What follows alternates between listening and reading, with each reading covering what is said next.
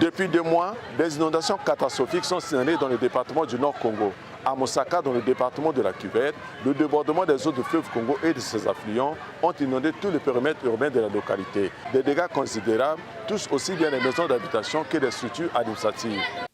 Les inondations ici ne frappent pas que Mosaka Centre, mais aussi les 47 villages qui composent ce district, provoquant ainsi le déplacement massif des populations.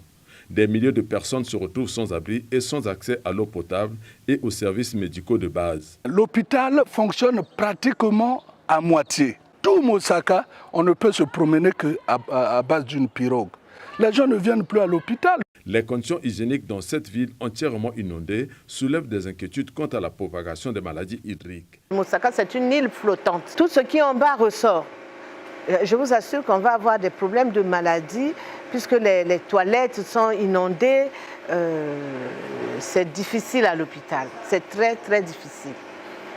Et l'eau du fleuve vient à l'intérieur de la ville, vient à l'intérieur de l'hôpital et ramène tout ce qui doit aller après les soins, après les accouchements. Même état de choses pour le district de Lukolela.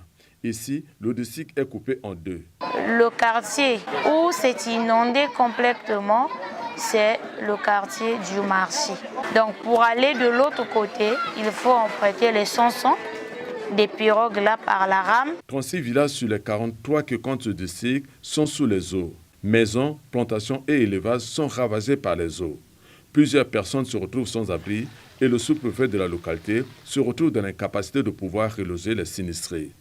Si les gens peuvent se déverser sur le Kolela Centre, on va les loger où? On n'a même pas, on n'a rien pour là où qu'il faut loger les gens, il n'y a rien. Qu'il s'agisse de Mosaka que de Lukolela, en dehors de l'assistance morale accordée par les autorités communautaires, le gouvernement, par le truchement des circonscriptions d'action sociale, s'attelle à faire des évaluations rapides de la situation et des besoins des populations. La circonscription d'action sociale qui est à pied d'œuvre, et nous attendons les résultats qu'ils vont nous donner. Et en ce moment, nous pouvons avoir une idée sur les besoins de la population. Au regard des dégâts causés par ces crues, l'assistance humanitaire nationale ne suffira pas pour atténuer la souffrance des sinistrés. L'aide internationale est donc cruciale pour redonner espoir aux personnes sinistrées.